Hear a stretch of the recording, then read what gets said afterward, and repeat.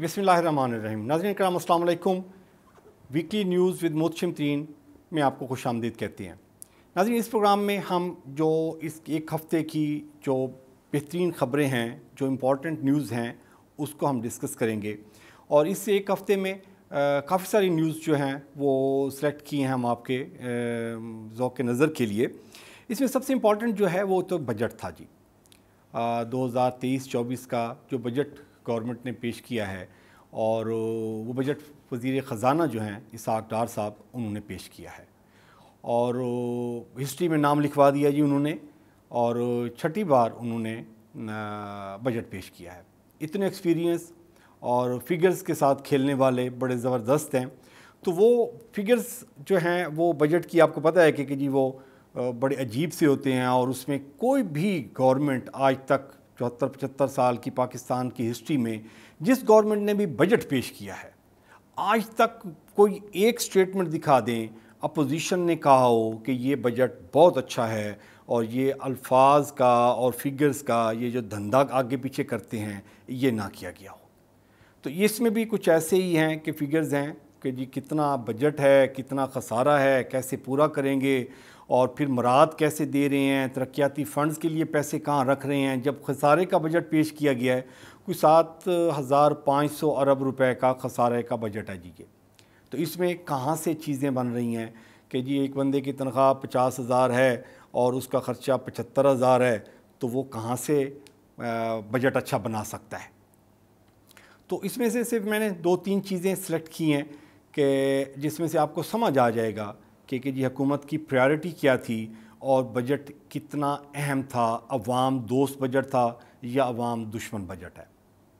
ठीक, सिर्फ 2-3 points discuss करूँगा। तालीम के लिए इन्होंने 82 अरब रुपए रखे हैं जी। पूरे पाकिस्तान में तालीम के लिए 82 अरब रुपए, और पूरे पाकिस्तान में सेहत के लिए 26 अरब रुपए रखे हैं। ठीक, ये 2 सेगमेंट हो गए। ये इम्पॉर्टेंट एलिमेंट है। सब कुछ गुजारा कर सकता है, तालीम और सेहत पे कंप्रोमाइज़ नहीं किया जा सकता। ये बुनियादी ज़रूरतें हैं जिस पे बंदा काम कर सकता है।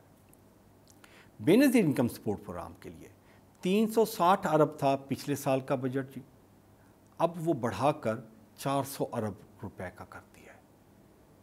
एक इन्होंने सुपर टैक्स की कोशिश कर रहे हैं, कोशिश बड़ी ज़बरदस्त है वो, लेकिन उसमें प्रॉब्लम ये है कि जी अब आप कहते हैं कि जी जो 15 करोड़ रुपया, 20 करोड़ रुपया, 30 करोड़, 40 करोड़, 50 करोड़ सालाना कमा रहा है, सारी बात है वो बड़ी इंडस्ट्री होगी ना, जो प्रॉफिट शो कर रही होगी अपना 20 करोड़, 30 करोड़, 50 करोड़ तक के, उसको इन्होंने स्लैब्स में लेके आ गए हैं कि जी जो इतने पैसे 15 करोड़ कमा रहा होगा तो साल का कि वो इतने % टैक्स देगा, जो 35 करोड़ साल का कमा रहा होगा वो इतने % टैक्स देगा। ये टैक्स लेगा कौन? ये डाटा कौन कलेक्ट करेगा? इंडस्ट्री वाला बताएगा कि जी मैंने 40 करोड़ रुपया प्रॉफिट लिया है, मुझसे इतना टैक्स, इजाफी टैक्स ले लें सुपर टैक्स के नाम से। दूसरी ऑप्शन वो ये करेगा, यहाँ से पैसा लेगा, इंडस्ट्री क्लोज करेगा और दूसरे मुल्क में भाग जाएगा, पैसा तो उसके पास है, इसको कौन देखेगा? ठीक, मिफ्ता इस्माइल ने पिछले साल बड़ा ज़बरदस्त एक प्रोग्राम इंट्रोड्यूस करवाया था जिसको मरियम बीबी और पूरी मुस्लिम लीग नून ने उसको ऐसी उसकी हालत कर दी कि उस बेचारे को वो डिसीजन अपना वापस लेना पड़ा। उसका मॉडल ये था कि जी 3,000 रुपये बिजली के बिल में डाल दिए जाएं हर दुकान का सालाना टैक्स, यानी कि 100 रुपया रोज़ाना का। एक और न्यूज़ है जी, शहबाज शरीफ ने कहा है कि मुझे अंदाज़ा है, मुझे मालूम है कि जी गरीब अवाम 50,000 रुपये माहाना में गुजारा नहीं कर सक रहा। अभी शहबाज शरीफ साहब को बताया जाए कि ये गरीब आदमी, वो किसको कह रहे हैं? 50,000 रुपये महीना कमाने वाला गरीब आदमी है। अगर 50,000 रुपये वाला महीने में गुजारा नहीं कर रहा तो उससे नीचे हजरत साहब बहुत सारे लोग हैं जो 30,000 रुपये में, लाखों करोड़ों लोग हैं जो 15,000, 20,000, 25,000, 30,000 रुपये माहाना पे गुजारा कर रहे हैं, जो गुजारा नहीं कर रहे बेसिकली। तो हम कह रहे हैं ना कि गुजारा कर रहे हैं, तो वो 30,000 में आप उनका बजट कैसे बनाएंगे जब आप कन्विंस्ड हैं कि ये गरीब आदमी 50,000 रुपये में महीने का गुजारा नहीं कर सकता। مریم نواز شریف کہتی ہیں کہ نواز شریف جب ملک میں واپس آئے گا تب ملک کو ٹیک آف کرے گا۔ ابھی یہ مجھے تو سمجھنے میں پرابلم ہو رہی ہے کہ جی آپ مریم بی بی پہلے پتہ کر لیں کہ نواز شریف کا علاج کمپلیٹ ہو گیا ہوا ہے، وہ علاج کمپلیٹ کرا کے پاکستان واپس آئیں گے، کب واپس آئیں گے؟ آج آصف ہے وہ بیٹھا ہوا ہے، رانا ثناء اللہ وزیر داخلہ ہے وہ بیٹھا ہوا ہے، وزیر خزانہ اسحاق ڈار ہے وہ بیٹھا ہوا ہے، پرائم منسٹر اس کا بھائی بیٹھا ہوا ہے، احسن اقبال بیٹھا ہوا ہے، رانا تنویر بیٹھا ہوا ہے۔ کون سی ٹیم اس کی ہے جو نواز شریف کو ٹیک آف کرنے میں ہیلپ کرے گی؟ وہ ٹیک آف کرنے میں شہباز شریف کو ہیلپ نہیں کر رہی۔ ناظرین کرام، ایک اور اچھی خبر، روس سے تیل ہمارے پاس پہنچ گیا ہوا ہے۔ یہ پیور پوائنٹ جہاز کا نام ہے، اس پہ 45,000 میٹرک ٹن آئل آیا ہے اور وہ 183 میٹر لمبا جہاز ہے، اور 50,000 میٹرک ٹن چانسز ہیں کہ نیکسٹ ویک میں آئل پہنچ جائے گا۔ ایک گڈ نیوز ہے، لیکن گڈ نیوز عوام کے لیے نہیں ہے، اس کی وجوہات ہیں۔ خان نے جب پلان کیا تھا کہ میں نے رشیا سے تیل لینا ہے تو اس کے لیے وہ تھا کہ جی میں 40 سے 50 روپے سستا تیل ہمیں ملے گا اور وہ میں نے عوام کو ریلیف دینا ہے۔ ٹھیک، اس وقت مسلم لیگ نون اور ساری اپوزیشن، پی ڈی ایم اور پیپلز پارٹی، انہوں نے ایک پوائنٹ کیا، اور وہ یہ پوائنٹ تھا کہ جی پاکستان کے پاس وہ کوالٹی نہیں ہے، وہ ریفائنری نہیں ہے، وہ ایلیجیبلٹی نہیں ہے، وہ صلاحیت نہیں ہے جو رشین تیل کو ریفائن کر سکے۔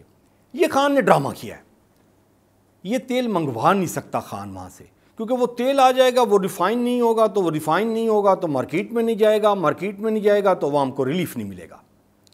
تو اب وہی ریفائنریاں بھی لگ گئی ہیں، ابھی رشین آئل بھی آ گیا ہوا ہے، 45,000 میٹرک ٹن آ گیا ہوا ہے اور 50,000 میٹرک ٹن نیکسٹ ویک میں آنا ہے۔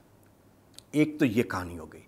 پھر ایک نیوز چینل ہے، اس نے خبر چلائی کہ امید ہے کہ جی ابھی رشین آئل کے آنے سے عوام کو ریلیف ملے گا اور پیٹرول کے پرائسز کم ہو جائیں گے۔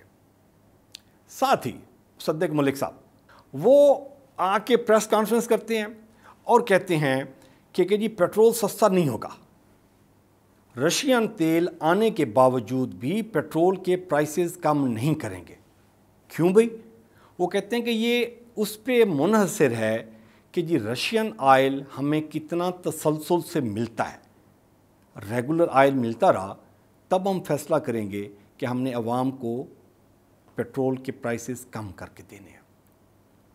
مصدق ملک صاحب نے یہ نہیں بتایا کہ جی جو رشین آئل کی سپلائی کا تسلسل کا وہ ذکر کر رہے ہیں وہ کتنے عرصے کے لیے کر رہے ہیں، کہ جی 6 مہینے تک رشین آئل ملتا رہے گا تب یہ پرائس کم کرنے کی پوزیشن پہ ہوں گے، وہ 2 مہینے تک مسلسل ملتا رہے گا تب وہ پیٹرول کے پرائسز کم کرنے کی پوزیشن پہ ہوں گے، یا وہ 2-3 سال رشین آئل ملتا رہے گا تب وہ پیٹرول کے پرائسز کم کرنے کی پوزیشن پہ ہوں گے۔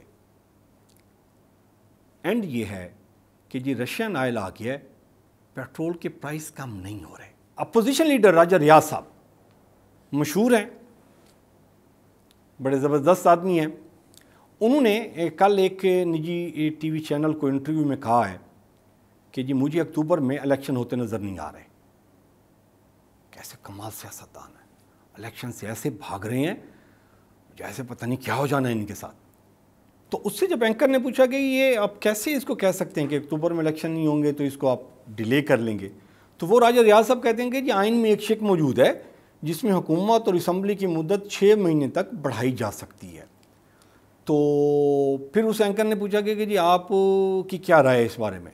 انہوں نے کہا کہ جی میں اس کے حق میں ہوں، اگر حکومت نے یہ اس طرح کی موومنٹ کوئی اسمبلی میں کی کہ جی 6 مہینے کے لیے اسمبلی اور حکومت کی مدت بڑھا دی جائے تو میں اس کو سپورٹ کروں گا۔ کیسا مزیدار بات ہے۔ میں ان سے پوچھا گیا کہ آپ الیکشن کس پارٹی سے لڑیں گے؟ انہوں نے کہا جی میں جہانگیر ترین میرے بڑے اچھے دوست ہیں، بھائی ہیں، لیکن میں مسلم لیگ نون کے پلیٹ فارم سے الیکشن لڑوں گا، میری ان کے ساتھ ساری چیزیں فائنل ہو چکی ہوئی ہیں۔ اور آپ کو یاد ہوگا کہ ابھی کچھ عرصہ پہلے ہی راجہ ریاض صاحب نے اسمبلی میں جب تقریر کی تھی تو انہوں نے 3-4 لوگوں کو نامینیٹ کر کے نام لے کے کہا تھا کہ جی جب مجھے انہوں نے تحریک عدم اعتماد آ رہی تھی تو مجھے انہوں نے بوسٹ کیا تھا کہ جی آپ بڑا تاریخی کام کر رہے ہیں تو آپ جو مجھے پہچانتے ہی نہیں ہیں. تو یہ گلہ کیا تھا انہوں نے کہ جی میرے ساتھ یہ کر رہے ہیں کہ میری وجہ سے، اور یہ اب اقتدار میں بیٹھے ہوئے ہیں، جھنڈے والی گاڑیاں استعمال کر رہے ہیں، سارے مزے کر رہے ہیں، تو اب یہ مجھے پہچانتے نہیں ہیں. تو یہ اس کے کچھ عرصہ بعد ہی آپ ایسے سمجھ لیں کہ جی 15 دن یا مہینے کے بعد ہی اب ان کی سٹیٹمنٹ آئی ہے کہ میری مسلم لیگ نون کے ساتھ معاملات طے ہو گئے ہیں. یعنی کہ اب وہ پہچاننا شروع کر دیا انہوں نے کہ انہوں نے کہ ٹکٹ ان کو دیں گے. ناظرین اکرام، ایک بڑی زبردست خبر ہے اور مجھے سن کے بڑی خوشی ہو رہی ہے کہ ہمارا ملک اتنی ترقی کر رہا ہے. اور وہ خبر یہ ہے کہ جی سابق صدر آصف علی زرداری صاحب اپنی آنکھ کا چیک اپ کرانے کے لیے دبئی پہنچ گئے ہیں. علاج کروانے نہیں، چیک اپ کروانے. کیسا مزیدار ہے. اور اگر آپ پیپلز پارٹی کے کسی بندے سے بات کریں، وہ کہتے ہیں کہ جی ہیلتھ میں ہم نے سندھ کو وہاں پہنچا دیا ہوا ہے کہ جی انٹرنیشنل سٹینڈرڈز کے ہاسپٹل بن گئے ہوئے ہیں، دنیا سے لوگ آ رہے ہیں ہمارے سندھ میں علاج کروانے کے لیے، اور آپ نام لیں ہاسپٹل کا تو وہ آپ کو ملے گا وہاں پہ. یہ اور حالت یہ ہے کہ جی سندھ کا ایک شہری اپنی آنکھ کے چیک اپ کے لیے دبئی جا رہا ہے. ظلم نہیں ہے؟ یہ نہیں ہے. پیپلز پارٹی زندہ باد. اور ناظرین کرام، ایک اور اہم خبر، استحکام پاکستان پارٹی جو ابھی میرے خیال میں 3 دن کی بیبی ہے، یہ بنی ہے. اور اس میں آج جہانگیر ترین نے وایا ٹویٹ پارٹی کے عہدیداران کا اعلان کیا ہے. صدر کے لیے انہوں نے نامینیٹ کیا ہے جی عبدالعلیم خان، جو ریئل اسٹیٹ ٹائکون ہیں اور ایک بہت بڑے میڈیا گروپ کے مالک بھی ہیں. یہ صدر ہوں گے استحکام پاکستان پارٹی کے. ابھی اس میں امپورٹنٹ چیز خواتین حضرات وہ یہ ہے کہ جی استحکام پاکستان پارٹی وہ یہ کہہ رہے ہیں کہ جی آپ ہماری پارٹی میں شامل ہوں اور ہمیں ووٹ دیں، ہم پاکستان کے استحکام پہ کام کریں گے. مسلم لیگ نون کس پہ کام کر رہی ہے؟ پاکستان پیپلز پارٹی کس پہ کام کر رہی ہے؟ پاکستان تحریک انصاف کس پہ کام کر رہے ہیں؟ تو استحکام پاکستان پہ سارے کام کر رہے ہیں. آپ نے کدھر جانا ہے؟ یہ تھا آج کا پروگرام اور یہ تھی نیوز فیکس. اور اپنا اور اپنے پیاروں کا خیال رکھیے گا. محتشم ترین کو اجازت دیجیے. اللہ نے کے بعد.